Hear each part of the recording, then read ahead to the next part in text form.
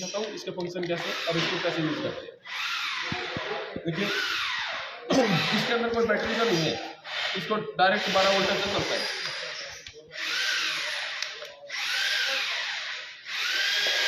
अब ये wire extension wire है, लेके जाओ।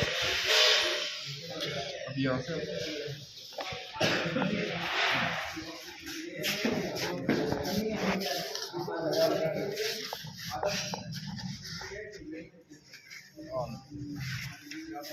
देखिए पहला ऑप्शन इसका क्या है, मल्टीमीटर।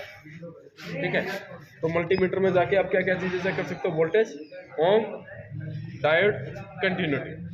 जैसे वोल्टेज चेक करनी है तो आप यहाँ से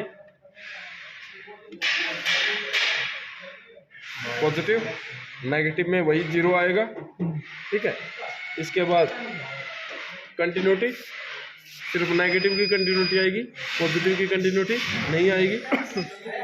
ये रेजिस्टेंस के लिए 2 वायर चाहिए होती है चेक करने के लिए, तो दूसरी वायर इसकी ये है।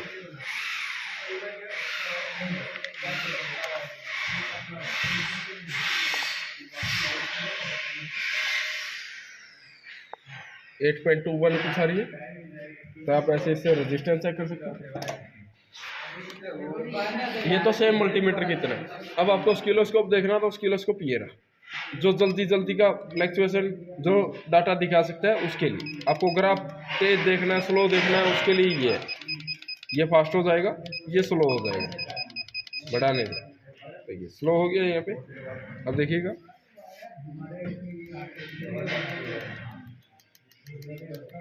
ठीक है, अगर मैं इसको कम कर लेता हूँ, अब देखिए,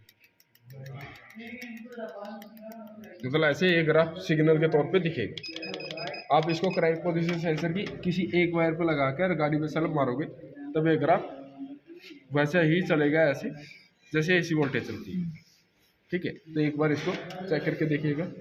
इसको लगा के रखिए किसी एक वायर पर, मैं सेल्फ मारता हूँ।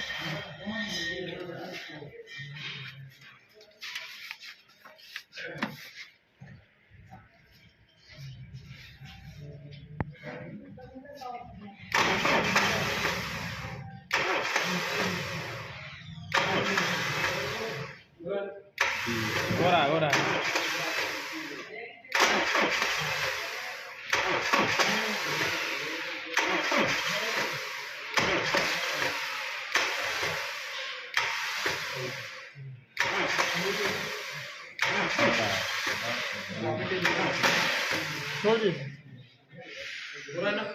हो रहा है, स्टार्ट होने के बाद जो ग्राफ बनना चाहिए वो वैसे ये ग्राफ बना रहा है, तो ऐसे आप इसको देख सकते हो। अब देखिए दूसरा इसका काम क्या है, एक तो ये ग्राफ देखिए, जैसे जल्दी का आपको फ्लक्चुएशन देखना है, तो उसके लिए दूसरी चीज क्या है, यहाँ पे क्या है, आईसी।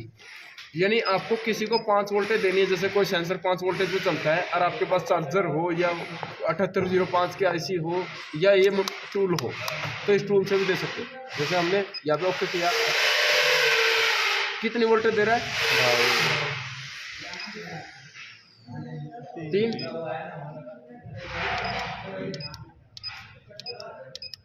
ऐसे बढ़ा के दे सकते हो। जैसे इसको लगाइए नेगेटिव पे,